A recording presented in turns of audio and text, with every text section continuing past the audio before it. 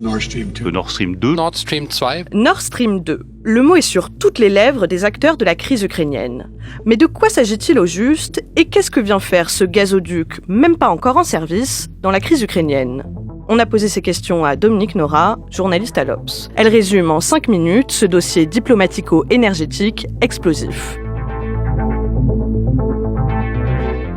Alors Nord Stream 2 est un gazoduc de 2500 km de long qui passe sous la mer de la Baltique, qui double le tracé de Nord Stream 1 et qui prend sa naissance en Russie, qui veut exporter son gaz à travers ce gazoduc et qui va vers l'Europe et qui atterrit en Allemagne. Nord Stream 2 permettrait à la Russie de doubler ses exportations de gaz sans passer par l'Ukraine ou la Biélorussie. Par le passé, il y a eu des problèmes, notamment l'Ukraine faisait un petit peu des détournements de gaz qui lui étaient pas destinés, mais qui étaient destinés à l'Europe. Du coup, la Russie avait coupé le robinet pendant 2 semaines, ce qui avait posé d'énormes problèmes d'approvisionnement de l'Europe. Donc ce gazoduc Nord Stream 2 permet de contourner ces problèmes politiques.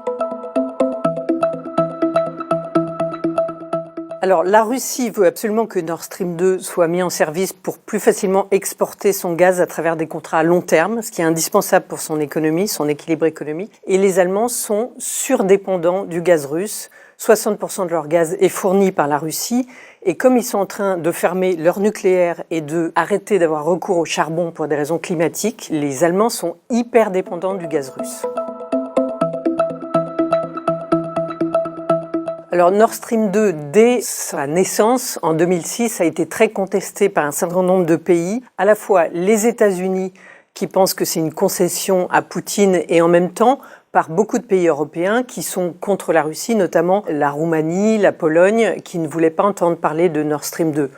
Évidemment, l'Ukraine est très contre ce gazoduc qui la priverait d'un moyen de levier politique envers le Kremlin et aussi de revenus de transit, près de 2 milliards de dollars, que Gazprom, l'opérateur russe, lui paye pour transiter par l'Ukraine et exporter son gaz.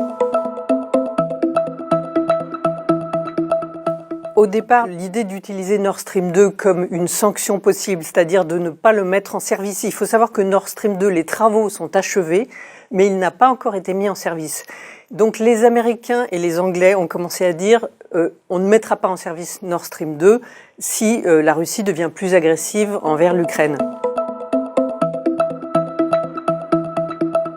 La menace de ne pas mettre en œuvre Nord Stream 2 est compliquée à appliquer parce que c'est un sujet qui divise les États européens qui n'ont pas les mêmes intérêts énergétiques. Donc ça handicaperait énormément l'Allemagne, ça pourrait vraiment mettre son économie par terre si elle manquait de gaz. Mais il faut savoir que les Allemands qui étaient très très favorables à Nord Stream 2 sont aujourd'hui divisés entre les Verts, qui ne veulent pas entendre parler de Nord Stream 2 parce que c'est du gaz, mais aussi parce qu'ils veulent être plus durs envers la Russie, et le chancelier Olaf Scholz, qui est très très favorable à Nord Stream 2. La France, dans cette affaire, est un petit peu ambivalente, parce qu'elle a autorisé Nord Stream 2 au départ, mais maintenant, elle considère que ça pourrait être un outil de sanction anti-russe, ce que les Allemands ne sont pas encore tout à fait engagés à faire. Et c'est aussi un facteur de division entre l'Europe et les États-Unis. Les Américains poussent pour que Nord Stream 2 ne voit pas le jour, parce qu'ils ont un intérêt économique caché, enfin pas très bien caché, qu'ils sont devenus un énorme exportateur de gaz naturel liquéfié, le GNL, grâce à la révolution du gaz de schiste. Donc ils veulent absolument que l'Europe